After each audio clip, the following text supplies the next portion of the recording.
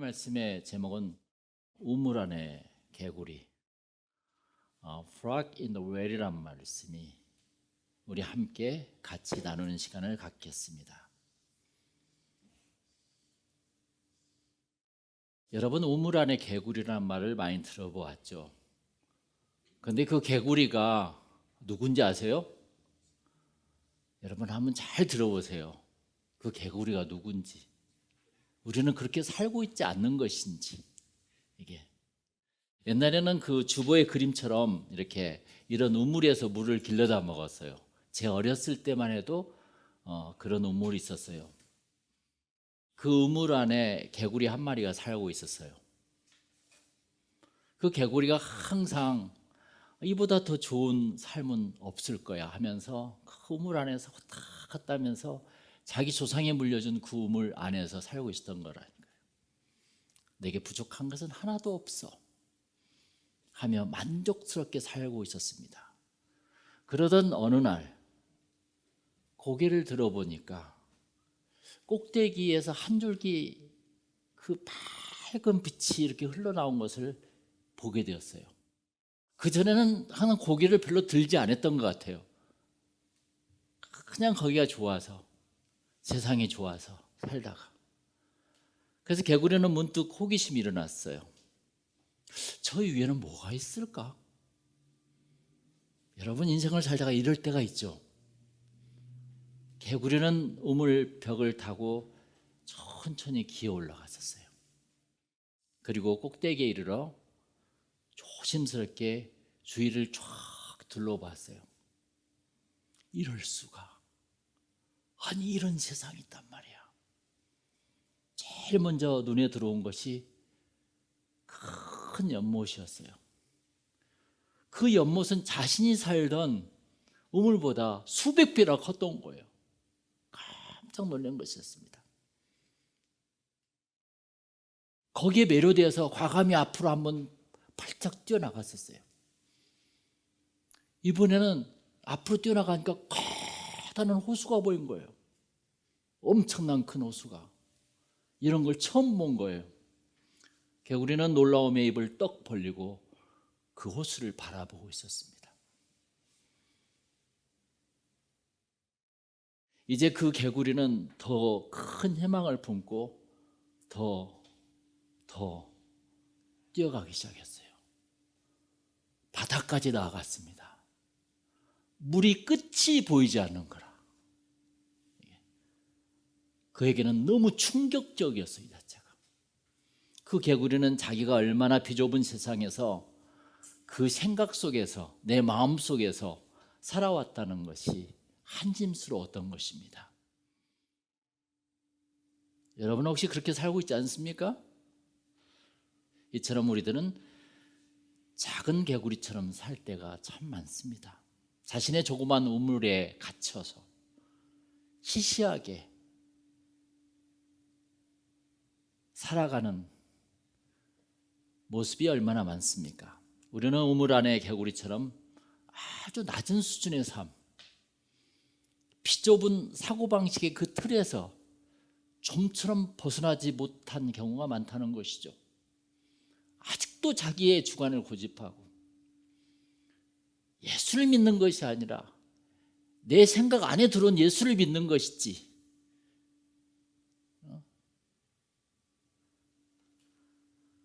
여러분, 제가 말하고 싶어요. 한 발짝만 더 나아가 보십시오.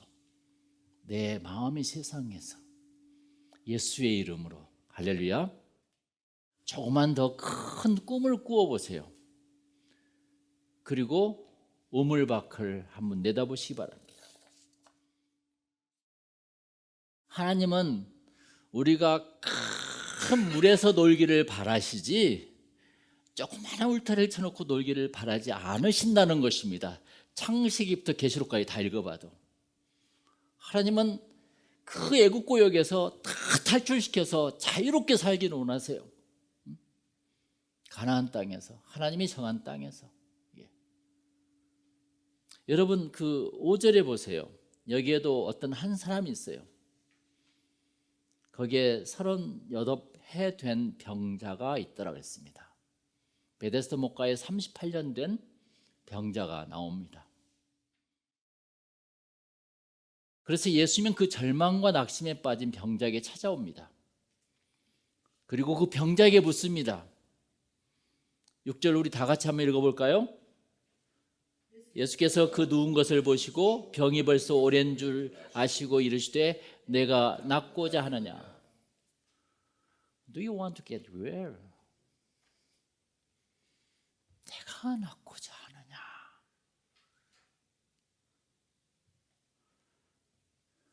사실 예수님의 질문은 말이 안 돼요.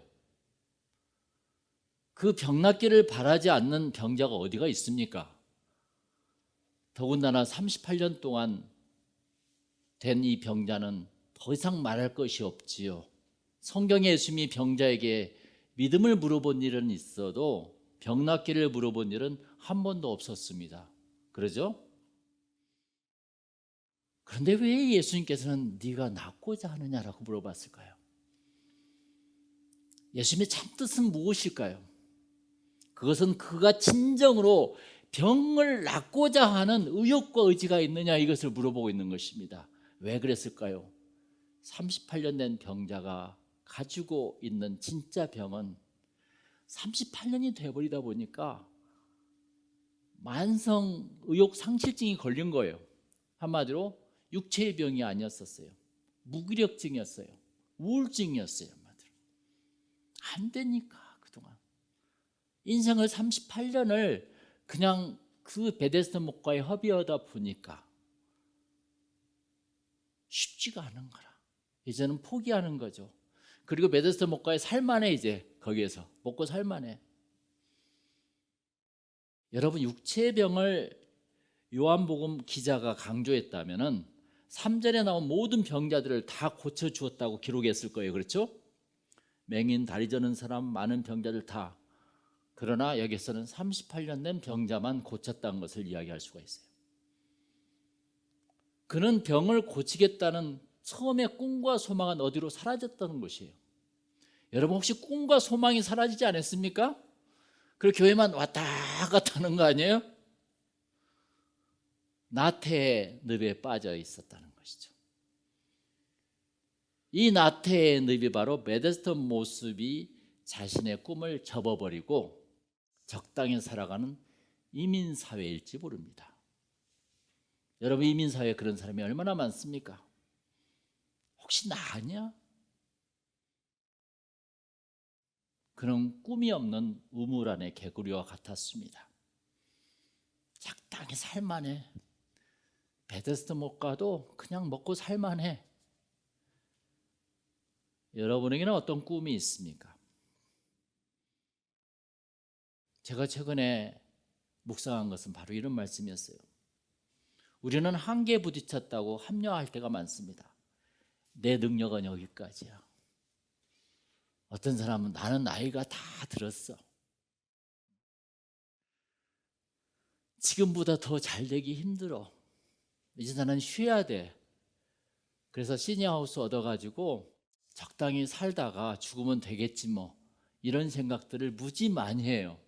그러나 하나님께서는 절대 우리들에게 그렇게 생각하기를 원하지 않으십니다. 할렐루야. 그게 38년 된 병자가 생각했던 것들이에요.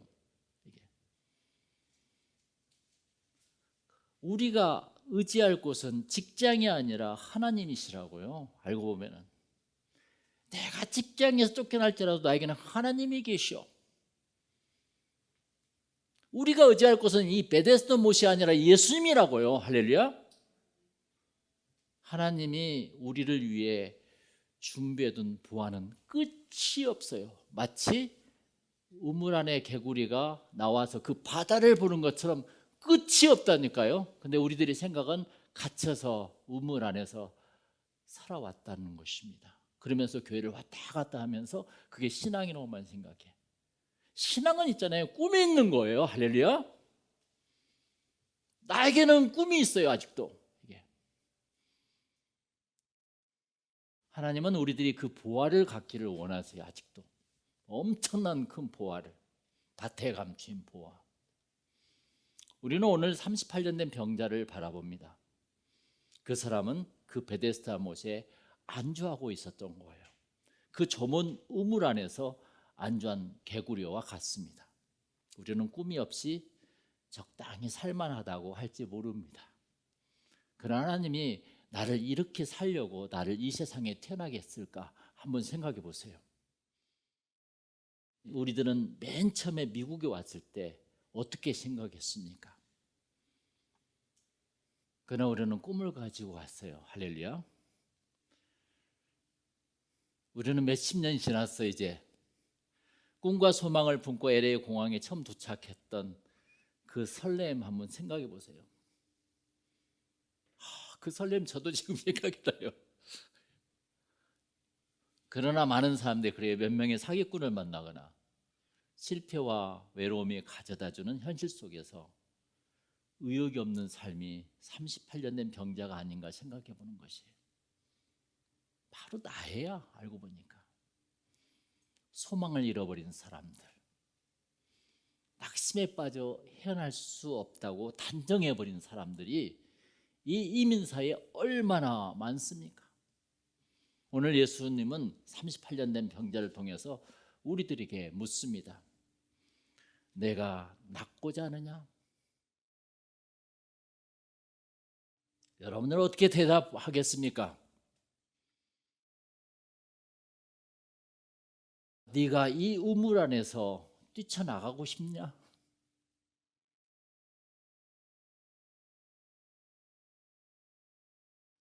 그러나 이 38년 된 병자는 yes, no라고 대답을 잘해요. 이유와 핑계를 대요. 또 아니 내가 가려고 했는데 다른 사람이 항상 들어가 버려요. 그냥 이렇게.